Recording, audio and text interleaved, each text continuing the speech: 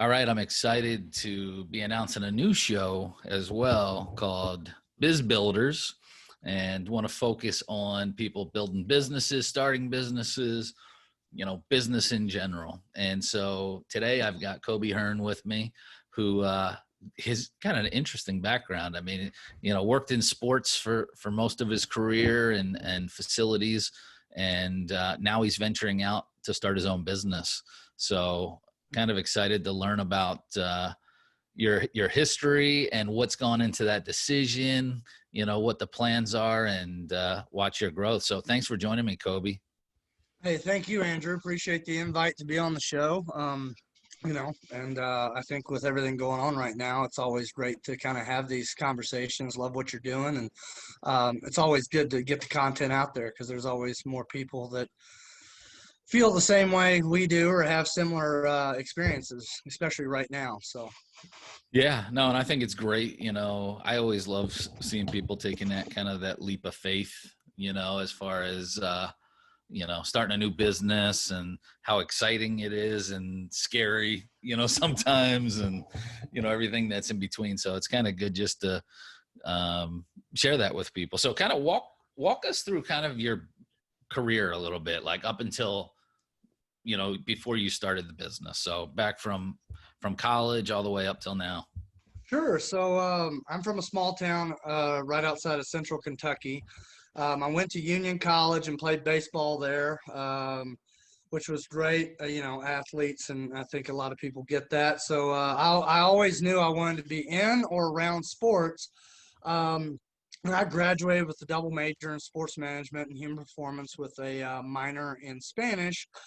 And as you know, it's kind of ironic if you think about it, because I graduated when the Great Recession hit.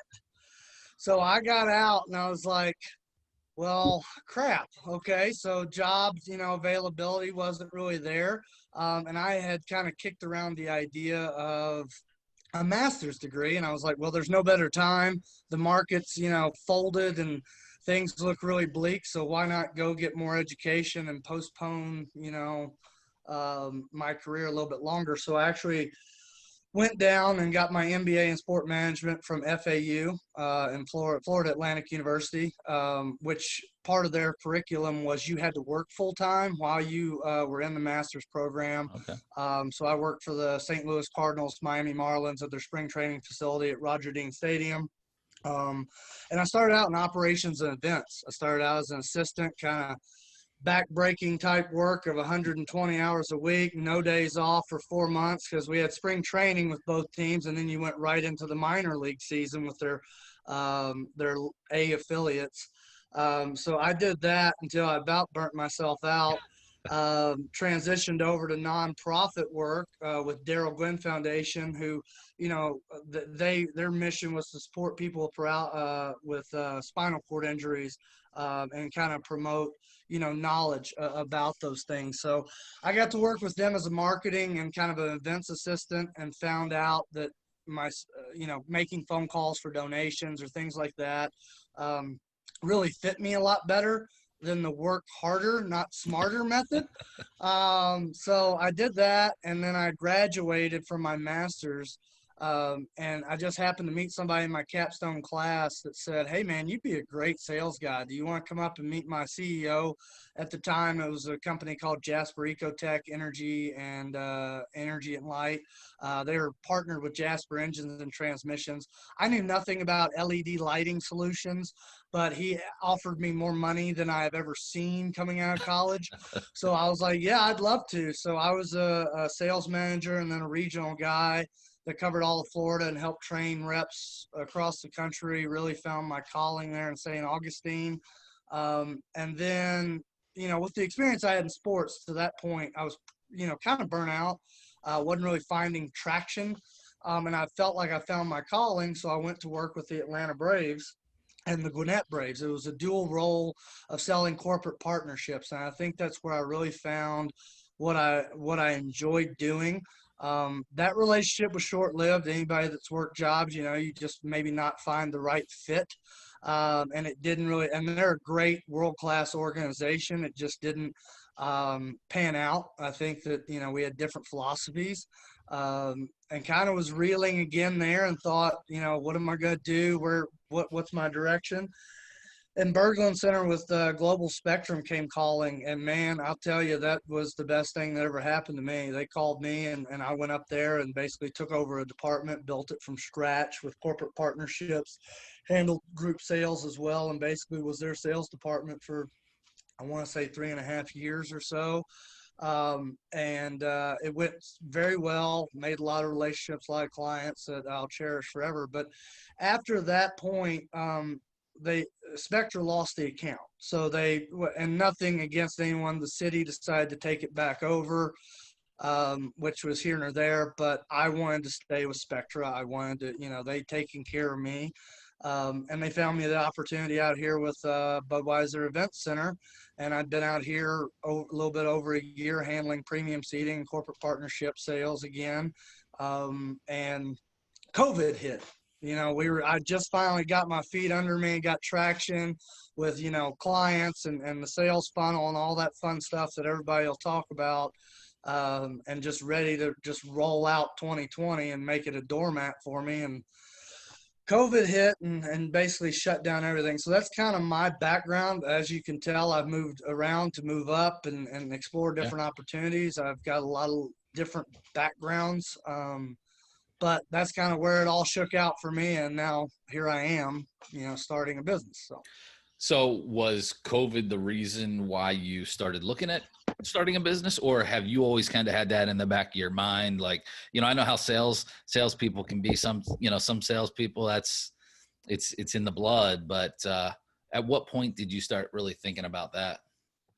So I've always thought about being an entrepreneur. Like, I watch Shark Tank religiously, love the products and stuff. But, and I thought about, I think certain people know that, hey, you want to control your own destiny, or you'll be working and you're like, man, I wish I was the one calling the shots. So I've always felt that way, but I don't think I would have ever looked into this particular opportunity or actually made the jump. I'm a very risk averse type of person. I'm a guy that's calling my, financial advisor if my stock drops, like, hey man, we just lost $500 today. I got a problem.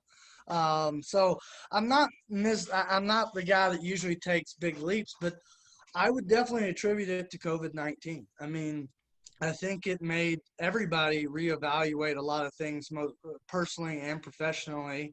It gave the opportunity for some things and, other situations, but, especially with sports and entertainment. And as information continued to come in, as I progressed with the decision-making process, it all kind of lined up to the fact that this isn't, this is the time to make the move now. So. And then what went into, like, you're at Elevated Adjusting, doing auto damage appraising and property adjusting. Like, did you know somebody already in that field, or like you just started doing research? How did you kind of go in that direction? So, the best way to explain it is I didn't know anybody personally, but my girlfriend has a friend in it that started with, I think, Hurricane Irma. Was her start a while back. I mean, it was a big start for a lot of adjusters and appraisers back then. And we talked to her, and the more she talked, the more intrigued I was about the fact that, she works really, really, really, really hard for 4 to 6 months out of the year, crushes it, has no life, and then has another 6 months to travel the world or do whatever she feels like doing. Yep. So that made it very interesting. And then I started digging. I started reading. I started making sure that, hey, she's not on the upper tier of that scale, which she is in a way. But I looked at averages. And then I got to speak to a really great mentor. It's iapath.com. Chris Stanley owns it. He's a great guy, and just spoke to him and went through his course. And I had dabbled in it before. I mean, I had heard of it. Some of my friends had heard of it. I just never put a ton of stock in making that leap. But once I went through the course and everything, again, it was like one peg after the other just started lining up. And everybody I talked to and, making the leap and everything just made sense. But yeah, we had somebody in it that kind of guided us a little bit, but it was really, I think, that mentorship with Chris Stanley and, his whole spiel. And funny enough, he's like, where else can you, switch careers and get the training and skills you need for less than $5,000? Like, what did you pay for college? Right. And now with that said, I think my college education, I wouldn't be where I'm at today. And also with the experience I have, translating it over as far as your customer service skills, your time management, your understanding of accounting, basically, your basic understanding of business, I think all meshed really well. So. In Colorado, is that like, I know in Florida, I think there's like, you have to get licensed or whatever, and there's like a class that you have to take. Is it the same there as well? So how it works now, Colorado does not require a license. However, I do have my Florida All Lines Adjuster license because if you're in a state that's not a licensing state, you Right. are allowed to select a designated home state. Oh, So nice.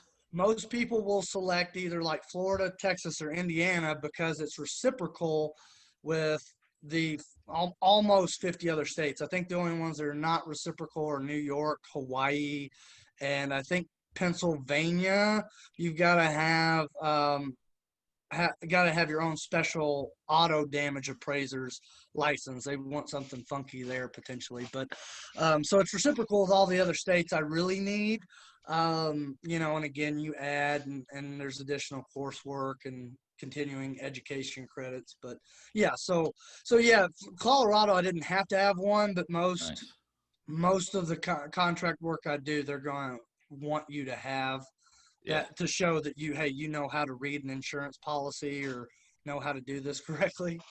My friend has been telling me I need to go get, my license here in Florida, because he's like just even right now, he's been doing it, I want to say like 2 or 3 years. Whenever that last hurricane kind of came through Florida, that was the most significant. Uh, but even like this week, he says he's picked up so many new um, appointments or whatever, because a lot of the adjusters are now in the Gulf Coast states because of these last few hurricanes. And that's what he said. If I wanted to, I could go there probably for 6 months, or not 6 months, but 6 weeks or 8 weeks, and just like you said, work your ass off. But you're going up there making a ton of money in a short period of time. So Yeah, I mean, again, now that's not always typical. You'll get yeah, years where you have no hurricanes. I do both, which a lot of people don't. I do auto and the property, which, thanks to, again, the mentor, I went auto first. So I got my training on auto and I built my business based on that. And property right now, I'm missing out on the hurricane, probably sitting here talking to you, but I don't feel I don't feel as comfortable with, the estimatics. I don't feel as comfortable with the scoping of roofs and interiors as I want to be. yep, And I really think, a lot of people probably, got their emergency license or whatever, ran down there, have no training, and are yep, going to wing it. And I'd say probably 10% may get, survive that. The yeah, rest will get kicked off, never called back, or you know, they'll probably more than likely burn out because the massive claims load that I hear you get down there and the cycle time. I mean, you talk about a sales cycle, right? Well, on their cycle time, in auto, you better turn it around in 48 hours. Like from the time you get the claim, you've got to call, inspect it, turn it in. yep, With property, it's a little bit longer, but it's really not when you've got 150 houses to inspect, all hitting your inbox. And some people do great, but I think it's a lot of, again, you are your own boss. The insurance carriers hand it down to these IA firms or independent adjusting firms that then hand it down to people like me and basically say, here's your claims, go do it, follow guidelines, good luck. Like, so you've really got to have, all those different skills. I'd say, just like any business owner would, oh you've got yeah, to be able to either have all those skills in your bag or you better be able to contract it out to somebody that does have those skills that can complement you. So Yeah, no, I know he's, the time management and just, I mean, he's been in construction. So that's what I was telling him, like, kind of like you. I don't have the comfort level on, roofs and, everything else. So, but no, I talk to him every day and he's just telling me how much it's picked up. So when did you get the company started? um, probably 2 months into when COVID hit. I started, the articles of, organization, and, Yep. I was like, well, what's it going to hurt to start an LLC? If it never pans out, it's very little out Hundred of bucks or something. pocket. Yeah. Yeah. And so I went ahead and did that. I took my coursework during it. And as I graduated in June from the course, it was an online at night course. I had already started to receive some claims. So I did some claims on nights and weekends, when I could. Wasn't getting a lot. I took a big vacation in there I'd already planned, and came back, and it just started rolling, especially with hail claims. Mm. Because I mean, if you know anything about Colorado, it's like their favorite pastime here. It's just like hail season. I mean, it happens here, and where I'm located in Fort Collins, I cover Cheyenne, Laramie, western Nebraska, even all the way down to potentially Colorado Springs. So I've got about 150 mile radius. So, a lot of run time, a lot of driving, but so kept getting busier and busier and onboarding with more and more firms. Um, and with COVID, they're even truncated, a lot more virtual, a lot more, hey, cutting out the appraiser, and try, because of safety issues and things like Hmm. that. So everybody said they've seen a decreased claims load, but I've gotten hail. So, and that's something you cannot virtually inspect, really. I mean, you Right. can't see dents through a picture. It's just Right. not. So they've needed me, and that's been great. And I think, um, collision and other things are starting to pick up as people actually return to a daily activity. They're not sitting at home all day working from home. So it's starting to pick up. Uh, but I feel like, I've just been very fortunate. So it picked up, and it got to a point where I just felt like, I couldn't do both. It was so slow on the sports and entertainment side. I mean, I felt like we were basically in complete damage control mode. Hmm. So, and I just wasn't happy. It wasn't the company, it wasn't the building. I mean, they were great about it and letting you work from home and, try to get some semblance of a life back together. But it really came down to the fact that I didn't see a clear I didn't see the light at the end of the tunnel for our industry. I still Yeah. don't. And that's my personal opinion. I'm not Yeah. saying I had any insider knowledge that someone else doesn't have right now, but I saw that, and I saw my career taking off and the opportunity to get out now.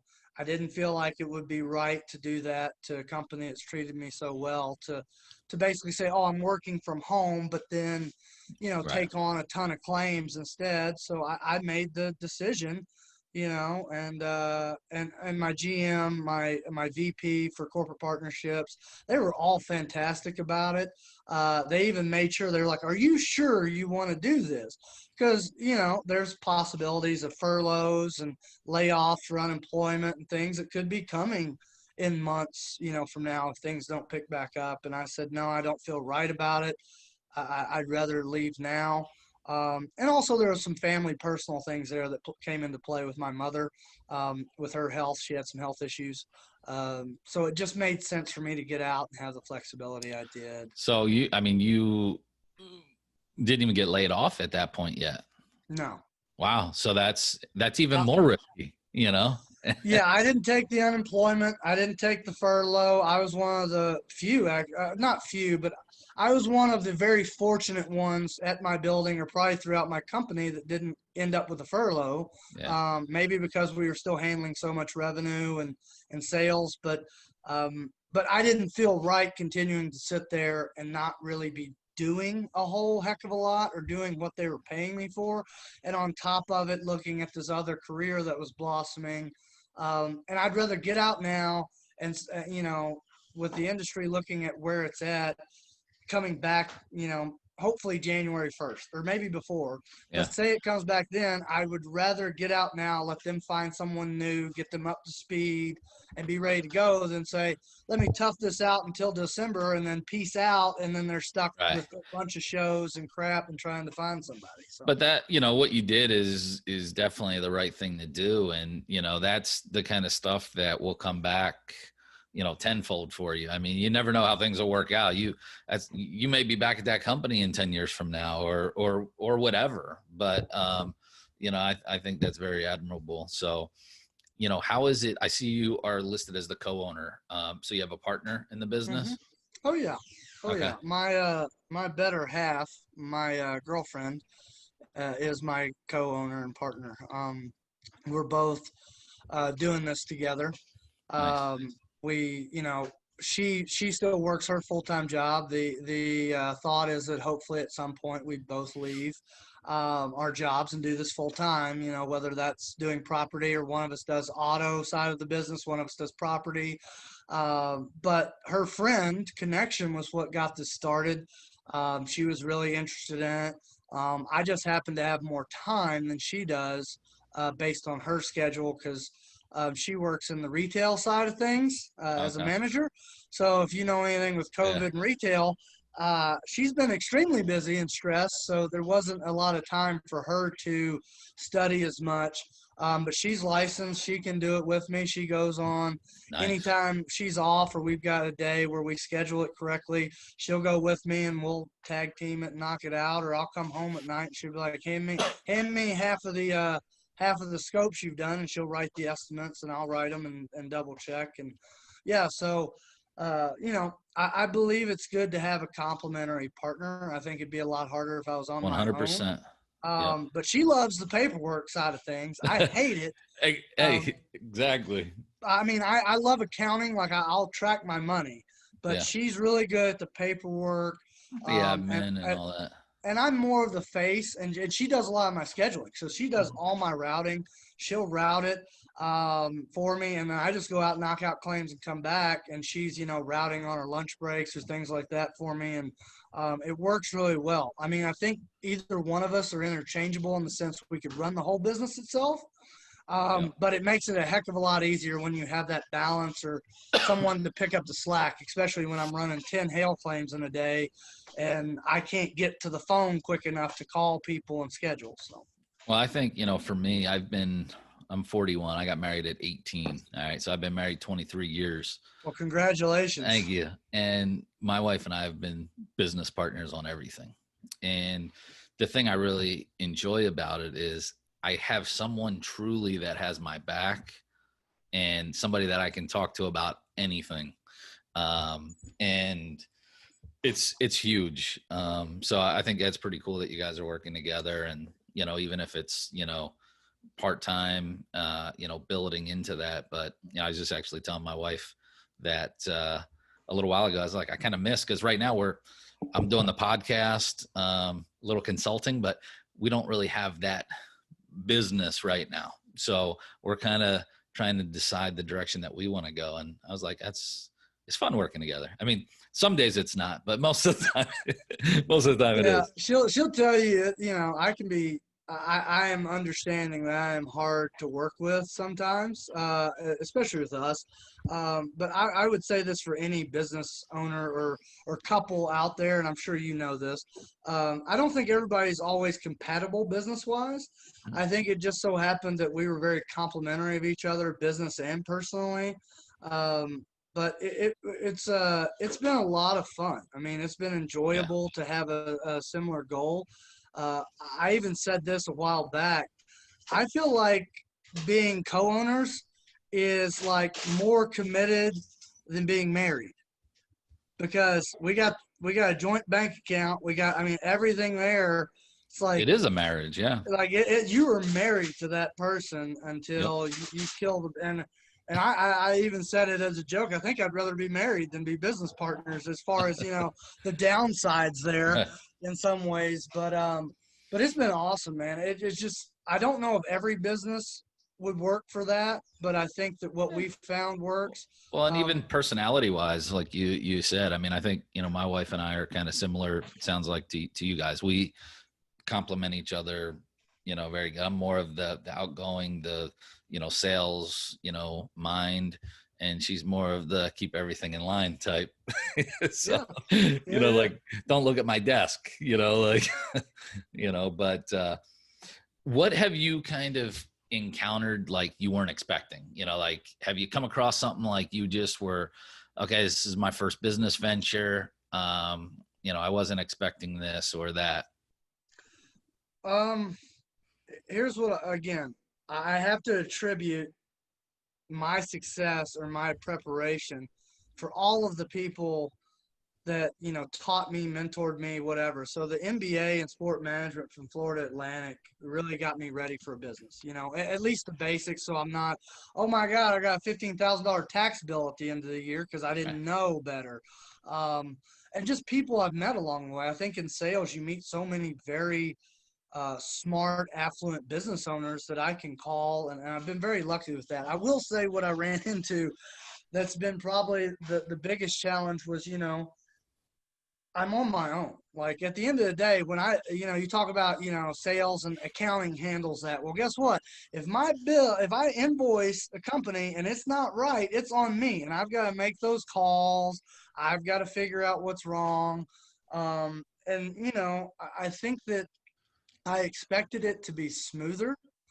And it's funny because I always have lived by Murphy's Law. Anything that can go wrong will go wrong, because I started out in operations. So that's how I always felt about things. But I kind of forgot that. And I went into this thinking, oh, I'm prepared. And then, I got my first claim and it was freak out city and I don't know what I'm doing and I should just quit immediately. Like, I mean, I think after my first week, I had some of the weirdest claims known to man. I was just like everything but what I felt like I really knew well. And I wanted to just quit and throw my hands up and be done with it. And, I had really good people that were supportive through it. But I guess I just thought that it would be smoother. But, I've just had hiccups along the way, just here, there, and probably veteran business owners are like, Jesus, man, it's not you have no idea some of the stuff They'll that you always be there. They're gonna be worse. They're gonna. yeah, yeah, and I mean, business owners get that, but I guess like I just thought that it would be a little bit like it just felt like, and maybe for anybody that's opened up a business, I felt like it all hit at once. It was like Mhm. all at the front of it. And now it's been really a downhill, like just an easy, like water slide downhill ever since, like for the business. Because when I started, it's just like everything compiled at once and it really stresses you out. It keeps you up at night sometimes. And, it's just so many options, so many directions, and every decision is yours, right? Yeah. Yeah. Even with a co-owner, she likes to defer to me a lot on, she's like, well, what do you think? I'm like, it's kind of like that, question you ask your wife or your girlfriend.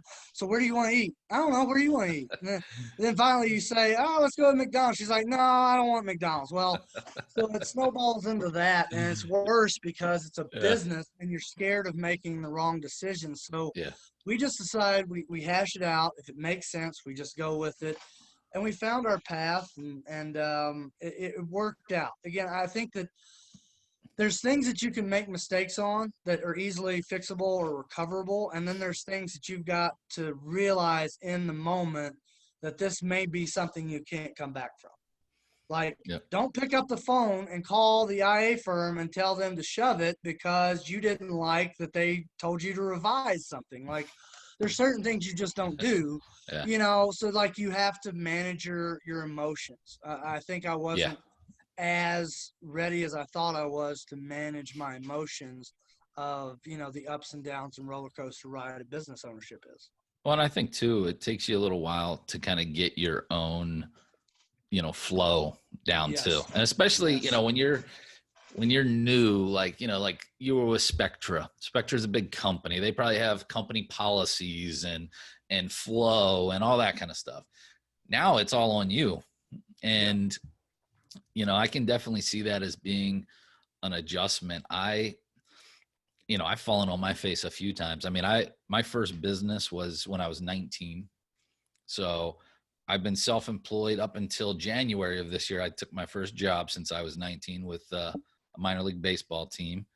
And it definitely, it's good to have those mentors, like you said, but you know what? Sometimes you make the wrong decision, and it's just one of those things. That's kind of the learning curve. And surround yourself with as many people in the industry as you can. Network, just like you are, for the arena and the sports stuff that you're working on, because they can help your learning curve be a lot less than theirs. And I think genuinely people want to help each other, especially entrepreneurs, and you find the right fix. And it'll take you a long way. But yeah, I mean, don't be afraid to, you're going to make bad decisions or wrong decisions. And that's just part of, learning and developing. I mean, we don't know what we don't know. That goes for anything. Any new business that I get into, I'm like, there's a learning curve, Yeah, I believe in two sayings there with what we're talking about. One is I always have said this for a long time: what you don't know can and will hurt you. So try Yep. to learn as quickly as Exactly. possible, because there's always a learning curve. Yep. But I think people that it's like I just gave an example, like taxes, right? You get to the end of the year and the IRS comes calling for taxes, and you say, "Well, I didn't know." They don't care. Yeah, They're just they like, don't give a it doesn't matter if you knew, you didn't know. Like, oh, sorry. Like, I think in the adulting world, right? Like kids, they make a mistake. They say, oh, I didn't know, and kind of get some leniency there. But right. when you get The out here IRS don't and care. yeah, but it could be anything, Yeah, like people exactly. just, it's business. It's not personal, it's Yep. business. And these are things, if you're going to do it, you have to know. And on the second thing that you really touched on for me, and again, it's been my philosophy my whole life, and it's really gotten me really far, is surrounding yourself with really smart people. And I can't remember who said this saying, but I love it so much, that they said, if you're the smartest person in the room, you need to find another room. Exactly. Because I like surrounding myself with people that know more than I do, Yep. especially in their expertise or industry, or even in my own. Like I don't, it's very hard. Like, yeah, help people behind you to get into that smarter room, but in the same sense, you've got to continually grow. I don't think we ever stop growing, learning, challenging ourselves. You can, and you can become stagnant, but Yep. I feel like your value decreases while you stay stagnant. And I think that also your life stays stagnant. Yep. You don't find what I feel like all people need, and fulfillment, at least for me. So Yeah. And I've definitely the more I've aged, I guess, the more I understand that as far as like knowledge and information. And like I tend not to screw around too much on with too much TV or things other than some live events and a few shows. But I take that time, and I always like to research. I like to just sharpen my skills. And I'm fascinated with just business in general. So every type of business, I like to know exactly how's it work, how you make money, what do you do to be successful. And so it's just fun. And that's one of the reasons why I started this podcast, the new podcast, Biz Builders, is because I love that part of business, the startup. I get a little bored once the business is developed. I do, honestly. It gets to, it's that challenge isn't there. Like to take an it's been idea. automated. You've built it. It's Yeah. automated. It's not. Yeah. It's And not it's an easy. good, Yeah.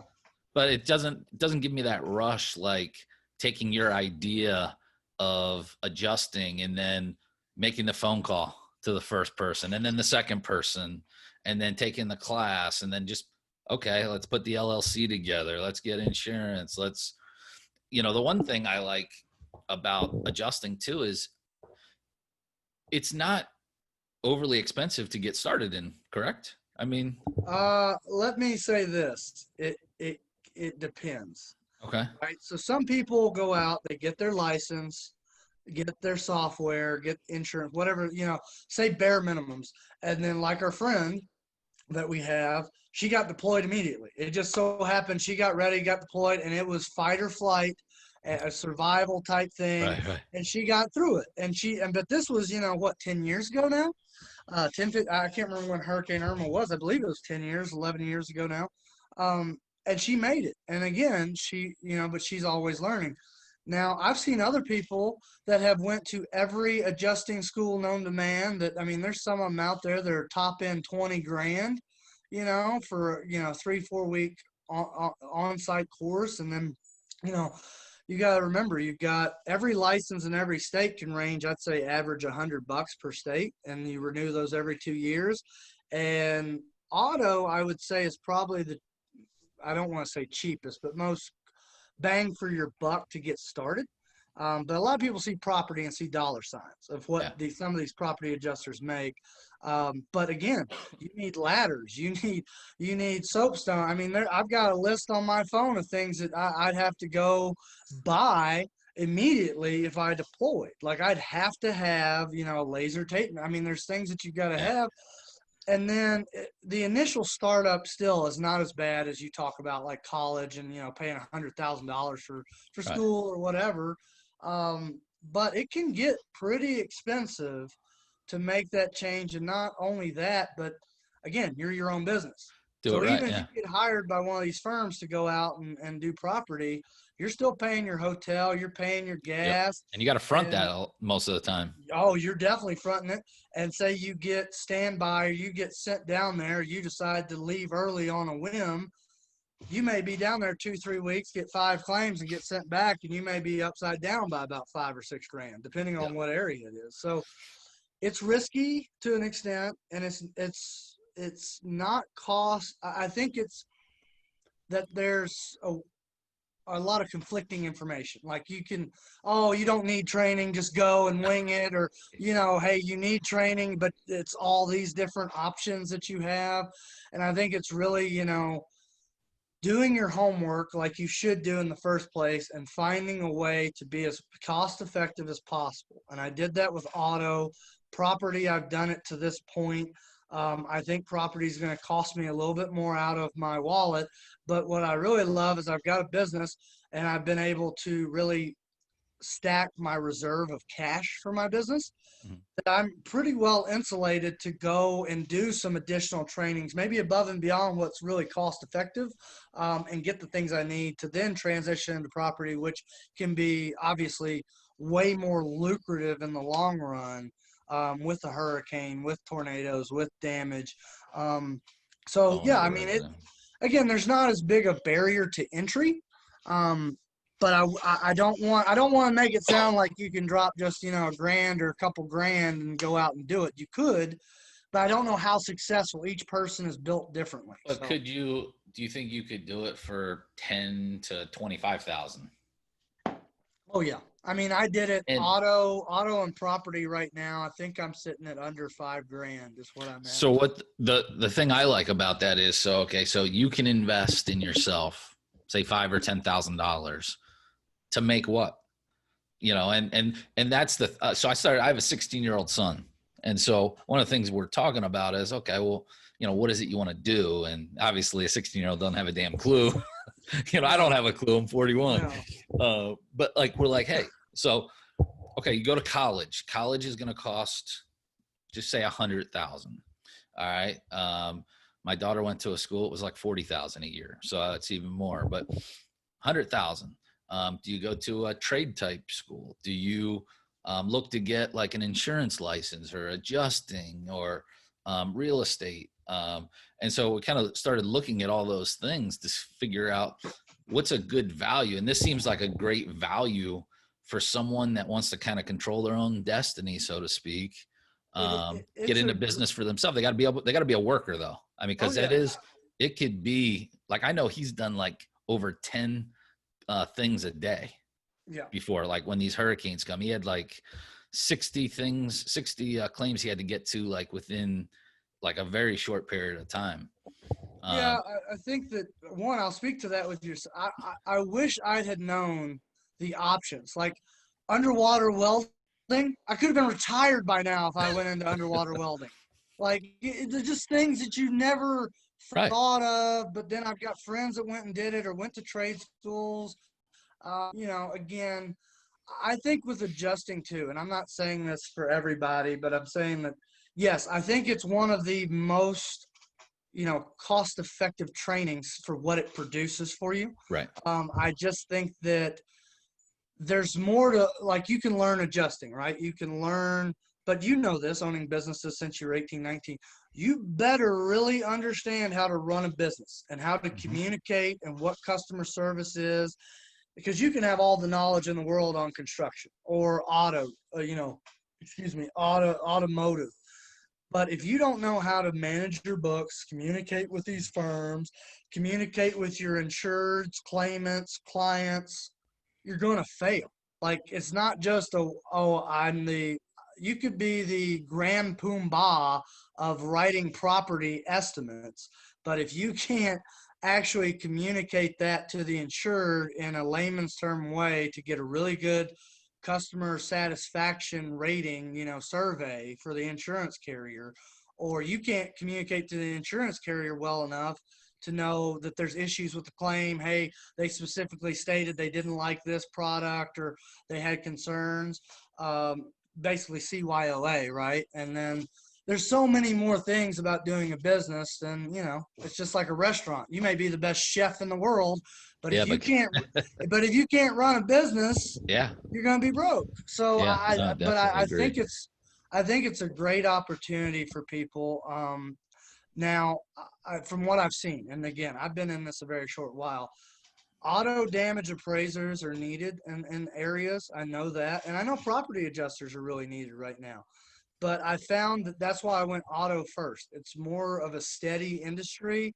It's not like, Texas had like 18,000 adjusters licensed just last year out of their state. So there's a lot of people that's got their licenses. Now, whether they ever use it or not, that whole different story. But what I'm trying to say is auto's steady, more steady. Property can be feast or famine, right? You can have a year without any kind of natural disasters whatsoever. You still may get work, but what does that look like? So it's kind of like you've got to find a way to get to your feast times where you get a hurricane and you make, I don't know, six figures or higher, just blowing Yeah, it out. But then you've got to be able to manage your money because, you yeah, know, yeah. You you make, spend that like you're gonna make it every month, and that happened to me in my yeah, first business. I'm 19, did 30, 60,000 a month the first 2 months. And I was like, damn, I'm rich. I'm yeah, rich. And, exactly. I went out and bought a new truck. I bought like new furniture, big screen TV. And then damn it, I didn't have any work for like 6 months. Yeah. And so that All was, of a sudden that money went way, it's like commissions, right? I try to tell yeah, people it's like, if you worked on commission only, if you ever understood what that was like, you may have a month where you make 10, 20, 30 grand in a month. And next right. month, you may make Nothing. nothing. So Yep. guess what? You average 15 grand a month. You Yeah. go another month without anything, you cut it down to, it starts Yep. dwindling. Now, if you can make that consistently, but to Oh, me, yeah. I treat it all as basically everything I can grab and save and Yep. invest, make money on, because our end goal here is to retire obviously as soon as possible, Mhm. and also to have that freedom to get where, if I want to go spend a month backpacking through Europe, I can do that. Like Yep. that's the end goal. And I know some business owners are laughing, like I work 8 days a week, 25 hours a day, like, and it does happen with some businesses. Some businesses are a lifestyle, but I would say this: in sports and entertainment, it's that is your life. You live, Yeah. eat, sleep, breathe sports and entertainment. Even though we may have not worked a lot of hours in some places or more than business owners, but it was just one of those kind of things where I felt like everybody in the industry, that's what you live. You have to love it because I feel like it pays less than other businesses, Yeah. because of the desirability and that X factor it has, which is great. But when you get to be 31, like I am, you start to really reevaluate that and say, Yeah. what's more important? I'd rather be home with my dogs and my Yeah. girlfriend, like at night. There's something to be said. I used to make jokes, and I'll be the first to admit, I used to talk crap about bankers' hours. Oh, you got 9 to 5. Yeah, you don't know what. I'll take But that. there is something to be said about 9 to 5, leave the work at the door type jobs where my cell phone doesn't blow up at 8 o'clock at night, or that you have those issues, or that you're always thinking in that manner, or that Yeah. you never really turn off, especially in sales, but even in the industry in general. It's just, hell, I watched my operations guys get called in at 2 a.m. in the morning because a boiler like alert went off. It was Yeah. nothing wrong, but they have to go. Like that to me, again, as you get older, you start prioritizing things differently. And it no longer was about being the top one on the pyramid of sports entertainment or making the most money. It was more about my freedom and living my life and my lifestyle in a different way than, what I was doing. Like I grinded in my 20s. I worked my butt off in Yeah. my 20s. I'm done. I'm done doing that. And it felt like it was never ending with Yeah. sports, because I looked at my GM and the hours and the time and the stress he put in and the decisions he had to make. And I Well, was like, I don't want it. I don't want that. and if you are going to grind, why not control your own destiny? Exactly. You know what I mean? If Control, you want the to work pay 12 scale makes hours sense. in Yeah. a day, at least you're going to reap whatever those benefits are as opposed to a corporate gig. Um, I mean, the flip side is the corporate gig has that security, which I think we've just realized with COVID that what does that security really look like? I mean, because there's a ton of people out of work. I got two questions for you yet. Yeah. What kind of advice would you give someone else that is trying to get into adjusting? That would be my first question. I'll get this last one after that. My first question, the first question is simplistically answer it. Do your homework, research it. Look, I mean, there's websites out there that are really good, recommended. I'll give you a few right now. Adjuster Pro is one. They do your licensing, but have a lot of good information and can help you. Chris Stanley with IA Path was my mentor. I'm not saying you have to go to him, but there's the Vail Academy. There's a bunch of different schools. So look at training and talk to those guys. They'll be very honest with you. And then the third one I'd say that really helped me the most was Matt Allen at Adjuster TV. He has his own show. He does Adjuster TV Plus now. You can sign up. But he really talks you through it and gives you the nitty gritty of doing this. I think that you have to understand what it is you're doing, right? Like with any job. For us, we got 2 dogs, no kids. I can run and gun, and we love to travel. We love new places. We don't care if it's some place out in the middle of, Nebraska. And nothing against Nebraska for anybody watching Nebraska wise, but I don't care if it's a small town out in Nebraska. It's fun to go. I like being on the road, and that may change as I get older. But I do a lot of dailies right around home. I'm home every night. But Yeah. if you really want to chase the money and do property and do this kind of gig, you've got to understand that you're going to spend a lot of time away from your family, potentially. And so that's what I would say. I'd really do your homework, understand, maybe take a ride along, find somebody that does it, ride along with them, see what it's like. And again, it's like with anything. Like if you're going into college and going to get a degree, like if all you did was say that just sounds fun, that probably won't be your degree very long, most likely. Do research, ask people, talk to the experts. So Yeah. Well, and you said something that just made me think. If you, for you, like you like to travel, you guys like to go places. I mean, this industry also could help you do that if you wanted to go to Florida or Texas for one of these natural disasters. And if you both are licensed, you can both go. And so I think that's kind of cool too with what you're working on. All right. Last question is, what is the story with the hat? the hat. Oh Yeah. man. So out here in Colorado, there's a hat shop in Greeley called Greeley Hat Works. Trent Johnson's the owner. Great guy, but he hats like some of the most famous people. Like he hatted Kevin Costner for that show Yellowstone. Okay. He did Aaron Rodgers most recently. but he was one of my clients. So I told him, hey man, I'll get a hat from you. So I came in and got a hat, and with going into adjusting, if you're out in this weather recently we've had, it's been 96, sun beating down, off of shiny reflective cars. So I wear the hat. Like it's kind of my shtick out here. I I like got a it. country accent. I got kind of I kind of cross between a cowboy and a fedora type, throwback. He did a great job with it. I've got another one just like it with a little bit different build to it. But I like hats, and I can't wear ball caps while I'm doing work. So it's professional, and I don't know, it kind of fits the whole, I like it. I'm out west type look. So, Yeah. But it yeah. still has kind of a business look though to it too. It does. It is a businessy more. It's a more business, type hat. So it works for me, Well, man. I was curious. I mean, it's It it looks also good. hides my COVID hair because I've Yeah, let it yeah, we grow got to get out you a basically. haircut, man. Yeah, I know. It's been rough, but I'm kind of just saying, hey, I'm done with my job, so I'm gonna let my hair grow out. Yeah, you can do whatever you want now. Yes, So, sir. Yes, well, no, sir. Kobe, thanks for spending the time with me. It was good chatting with you and just, hearing about your launch and, all the success to you. And, feel free to, keep in touch if I can do anything to help. Yeah, man. I appreciate being on your show. Appreciate all the time, and wish you and your family nothing but the best in business and in health with these times. And yeah, Thank if you you. ever need anything from me, or always happy to come back on the show or discuss. Or anybody watching, if they feel free to reach out. I mean, like you did on LinkedIn, have them reach out, and I'm happy to talk to them or try to help them.